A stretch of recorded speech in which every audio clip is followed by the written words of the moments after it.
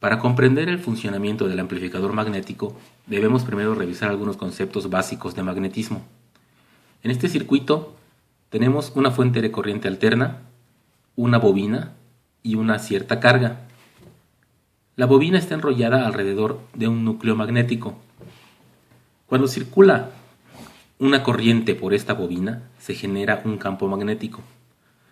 Ahora bien, dado que se trata de una corriente alterna, el campo magnético será variable, es decir, se estará creando y destruyendo continuamente con la frecuencia que tengamos en la fuente. El campo, al aumentar y disminuir de intensidad, corta las espiras de la bobina. La ley de Faraday nos dice que se inducirá un voltaje en la bobina. Este voltaje, debido a la ley de Lenz, será de una polaridad inversa al voltaje de la fuente. Por ejemplo, si en cierto momento la fuente nos está entregando 10 volts, el voltaje inducido o contravoltaje podrá ser tal vez de unos 9 volts. Eso significa que el voltaje neto que tenemos será de 10 menos 9 igual 1 volt, con lo cual la corriente que circula será realmente pequeña.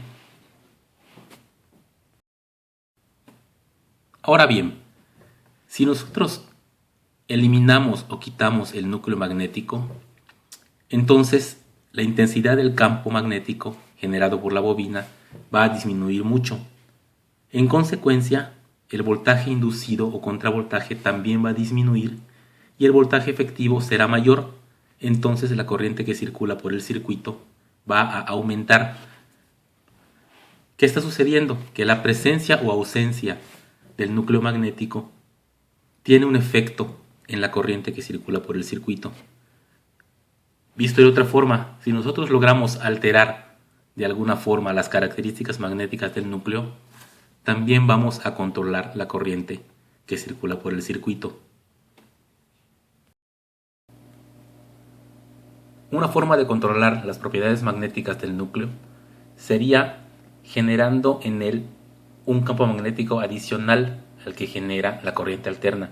Esto lo podemos lograr con una corriente directa, con otro embobinado que genere un campo magnético adicional.